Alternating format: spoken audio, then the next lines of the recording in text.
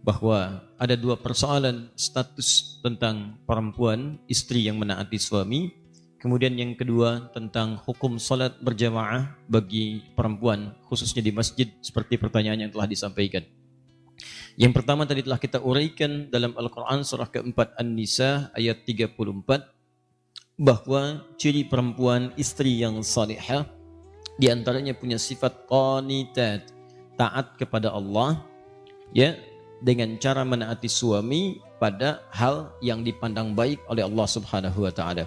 Maka jika ini terjadi, disebutkan kemudian dalam hadis sahih, disebutkan oleh Imam Ahmad dalam kitabnya bagian pertama halaman 191, juga dalam Sahih Ibnu Hibban nomor hadis 1296, ya, disampaikan kemudian idza shallatil mar'atu salataha, ya, idza shallatil mar'atu salataha. Di riwayat lain idza shallatil mar'atu khamsaha wa shamat shamaha wa hafizat farjaha wa ata'at zawjaha qila laha yaumal qiyamati. Di riwayat lain tanpa yaumal qiyamah, qila laha udkhulil jannata min haitsu syi'ti. Di riwayat lain udkhulil jannata haitsu syi'ti. Baik, jika ada seorang istri, seorang perempuan, kemudian mengerjakan 4 hal dalam hidupnya. Yang pertama, dia menunaikan sholat fardu saja yang 5. Tidak pernah sholat sunnah selama hidupnya. Fardu 5 waktu. Ya, rumusnya 24, 4, 3, 4. 2 subuh, 4 zuhur, 4 asar, 3 maghrib, 4 isya. 17 rakaat.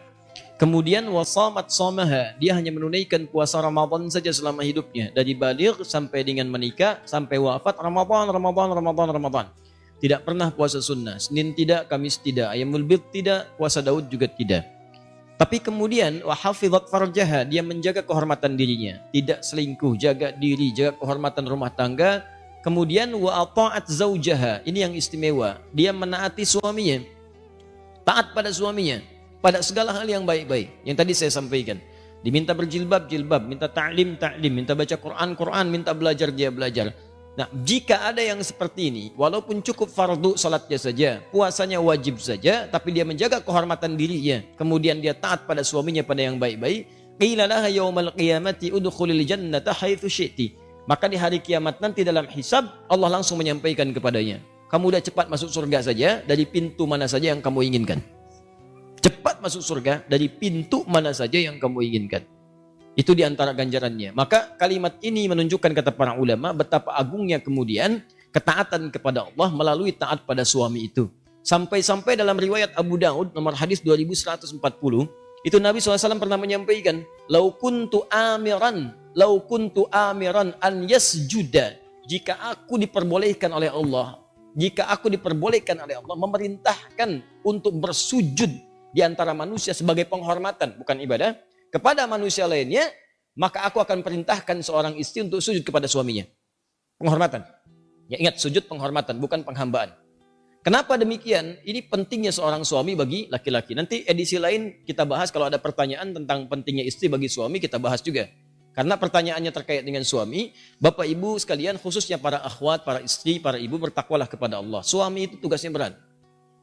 Berat sekali. Karena dia setelah akad diucapkan, disebut dengan mitsaqan ghalidha, perjanjian yang tidak mudah, itu langsung menanggung tugas 2 orang tua istri sekaligus. Langsung ditanggung itu. Coba Anda bayangkan, bapak perempuan ini biasa memberikan nafkah, merawatnya, melindunginya. Ya, melindungi, ada sesuatu yang mengganggu, lindungi. Kurang sesuatu, penuhi kebutuhan. Kurang apapun, penuhi, disayang. Dari mulai bangun sampai tidur, ditungguin, dirawat. Ketika akan diucapkan, ini berpindah kemudian kepada suami.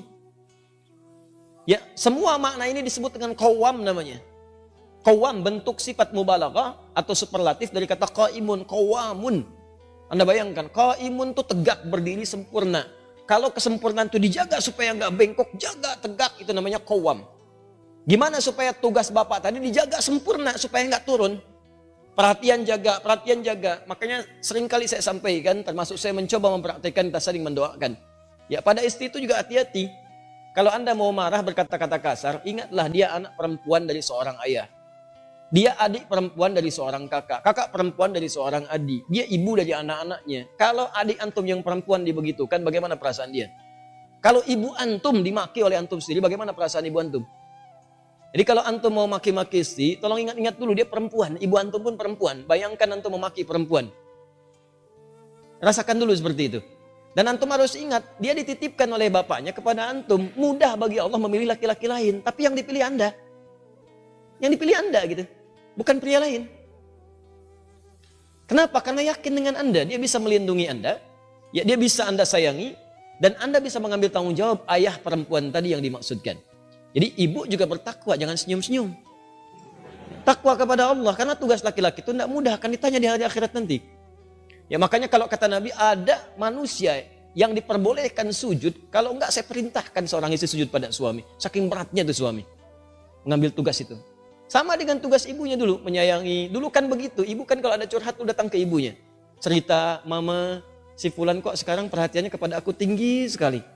Ya, saat aku kuliah bukan perhatikan guru, perhatikan aku. Ya, karena ketika aku tanya kenapa sih kamu perhatikan aku terus? Itu kerudung kamu warnanya lucu, ya.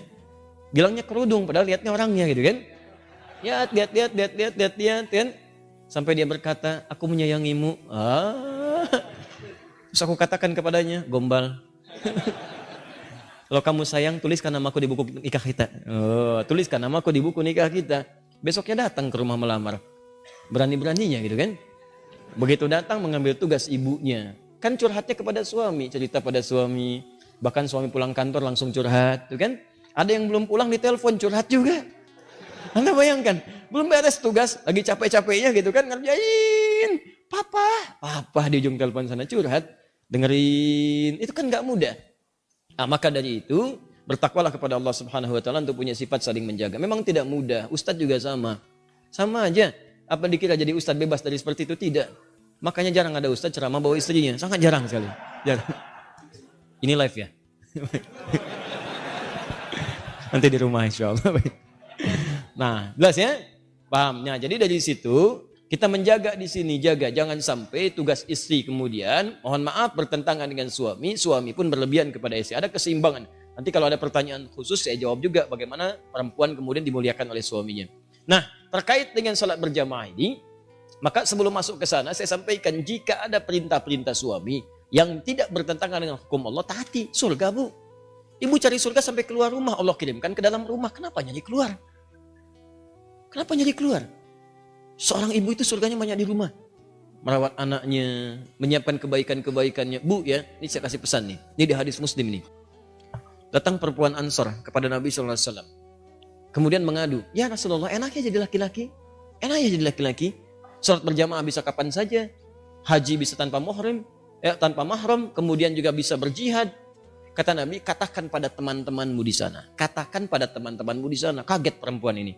Ketahuan oleh Nabi, rupanya perempuan ini diskusi dengan teman-temannya. Membahas tentang laki-laki. Ditunjuklah orang ini sebagai perwakilan kepada Nabi. Coba kamu perwakilan nih, juru bicara kita. Sampaikan pada Nabi. Kata Nabi, sampaikan pada teman-temanmu di sana. Apa yang dilakukan laki-laki di luar rumah. Maksudnya para suami. Jika istrinya ridha dan membantu menyiapkannya bima makna. Maka dia mendapatkan pahala yang sama dengan suaminya tanpa dikurangi sedikit pun. Anda bayangkan. Suami umrah. Uang hanya cukup untuk satu orang. Dipilih suami berangkat. Istri ridha. Disiapkan perbekalannya. Pak, doakan kita di sana ya. Supaya keluarga bisa berangkat. Ini perlengkapan bapak semuanya. Berangkat sempurna. Anda ridha di rumah. Begitu Anda siapkan, jaga rumah tangga, jaga anak-anak. Itu suami berhasil umrahnya. Diterima oleh Allah. Maka istri pun mendapatkan pahala yang sama tanpa dikurangi sedikit pun. Kurang apa lagi coba? Ibu pilih mana? Kerja belum dapat gaji. Atau enggak kerja dapat gaji? Paham ya? Nah, sekarang maksud saya kalau ada ketaatan-ketaatan yang baik menurut Allah, maka segera kerjakan. Kedua, bagaimana hukum seorang perempuan kemudian ingin sholat di masjid? Ingin sholat di masjid. Betul yang tadi ibu sampaikan yang dituliskan bahwa perempuan itu afdalnya sholatnya di rumah. Tapi harus dilihat kapan hadis itu muncul. Karena ada hadis juga yang menyarankan bahkan memotivasi perempuan sholat ke masjid. Yang tadi disampaikan itu ada riwayat-riwayatnya teman-teman sekalian. Di hadis Ahmad ada, di Abu Dawud ada. Itu dari Ummu Salamah radhiyallahu taala anha. Ya, afdalu masajidin nisa qa'ru buyutihinna. Ya, keutamaan atau khairu masajidin nisa. Masjidnya perempuan itu yang terbaik itu qa'ru buyutihinna, di tengah-tengah rumahnya, di dalam ruangan rumahnya. Bahkan di hadis lain, di kamar itu lebih bagus. Ya, kemudian daripada di ruang tengah. Ruang tengah lebih bagus daripada di depan rumah. Artinya semakin ke dalam, semakin ke dalam, semakin di rumah, itulah masjid terbaik bagi perempuan. Kapan hadis itu muncul? Ketika perempuan itu belum aman untuk ke masjid. Awal-awal dibangun masjid di Madinah, baik itu masjid Nabi yang kedua dibangun setelah Quba, kemudian orang-orang pada ke masjid, maka terjadilah 3 sifat yang jika ada 3 sifat ini perempuan dianjurkan di rumah. Dan nilainya sama dengan laki-laki ke masjid. Apa 3 sifat ini? Pertama, ada kewajiban yang berlaku bagi perempuan di dalam rumahnya. Sehingga prioritasnya di rumah bukan ke masjid. Misal, dia baru punya anak yang diberikan ASI atau anak yang harus dirawat. Yang kalau dibawa ke masjid justru bisa memberikan gangguan kepada orang sholat yang lain dan bisa mengurangi rasa khusyuk. Rewelnya, belum disiapkannya, belum dikondisikan. Orang-orang dulu ngajak anak ke masjid itu sebelum berlangsung sholat sudah diperkenalkan dengan masjid. Misal sholat zuhur sekarang misalnya jam 12 kurang 10. Maka Anda jam 11 datang, jam 10 kenalkan masjid. Lihatin, ini tempat untuk khutbahnya, ini mimbarnya, ini saf-saf sholatnya, ini sholat seperti ini. Lihatin, kalau anak-anak itu wajar, memang anak-anak wajar. Kalau jalan, kalau lari, kalau macam-macam, biarkan dulu aja masuk dia, biarkan masuk. Lari-lari di masjid, lewat sana-sini, setelah dia mulai agak nyaman, baru sampaikan, ini rumah Allah. Allah yang sayang pada papa, yang memberikan rezeki, memberikan kau main-mainan, membuat kita nyaman hidup. Allah itu sayang. Rumah Allah beda dengan rumah kita, masuk ke kaki kanan. Ucapkan ini. Kalau kakak ucapkan ini, nanti tobotnya bisa ditambah. Masuk, ucapkan, masukkan kaki kanan, berangkat, rapi dia. Begitu sudah mulai agak baik, ajaklah kemudian dalam sholat berjamaah, rapi dia. Dalam sholat dia rapi, setelah sholat lari, biarkan aja namanya anak-anak. Yang repot itu kalau ada orang tua kekanak-kanakan, habis sholat lari-larian. Itu yang repot. Kakek-kakek habis sholat main prosotan di situ, baru kita repot di situ. Kalau anak-anak ya biarkan aja namanya anak-anak. Naik ke punggung biarkan, Anda sholat sunnah dia naik biarkan, nggak apa-apa, nggak usah repot dengan itu. Ini orang tua sekarang repotnya, mohon maaf di rumah disuruh ke masjidnya bukan untuk sholat, malah disuruh main. Kalian ini rame aja di rumah, main sana ke masjid. Ya main dia di masjid. Jelas ya? Maka itu poin untuk pentingnya. Maka yang pertama, kalau ada tugas perempuan di dalam rumah, memang hanya perempuan yang bisa mengatasi, maka yang afdol itu di rumah, jangan paksakan ke masjid. Suami dorong ke masjid, anak laki-lakinya dorong ke masjid. Dorong ke masjid, investasikan. Ayo nak ke masjid, ke masjid, ke masjid, ke masjid. Ke masjid, dorong. Antum yang perempuan di rumah. Itu afdolnya. Yang kedua, jika kemudian di jalan itu belum aman dari fitnah. Ini terjadi di zaman Nabi. Awal-awal dibangun Masjid Nabawi itu, bahkan jangankan ke masjid. Malam-malam itu suka buang hajat, tidak ada toilet. Yang ada itu kebun-kebun. Di kebun-kebun kurma macam-macam. Perempuan-perempuan juga demikian. Begitu keluar sering diganggu oleh preman-preman Madinah. Awal-awal di Madinah itu ada preman. Ada, kemudian tobat. Jadi kalau ada preman sekarang telat. Kalau nggak tobat keterlaluan. Orang jahiliyah, tobat, preman, tobat, telat. Kalau sekarang ada preman, tidak tobat. Ya Alhamdulillah, Alhamdulillah. Kemarin saya lihat ada banyak yang baik-baik. Saya waktu mengisi untuk persiapan Ramadan itu Masya Allah ada teman-teman dari Pang. Sahabat-sahabat Pang, Masya Allah tampilan badannya macam-macamnya. Tapi Masya Allah tobat mereka. Begitu bertobat, hal pertama yang mereka lakukan adalah mengganti namanya. Dari Pang menjadi Pangajian. Ya, Pang jadi pengajian. Tobat. Nah itu diganggu perempuan-perempuan itu, sering diusilin. Sampai bahkan turun ayat tentang jilbab.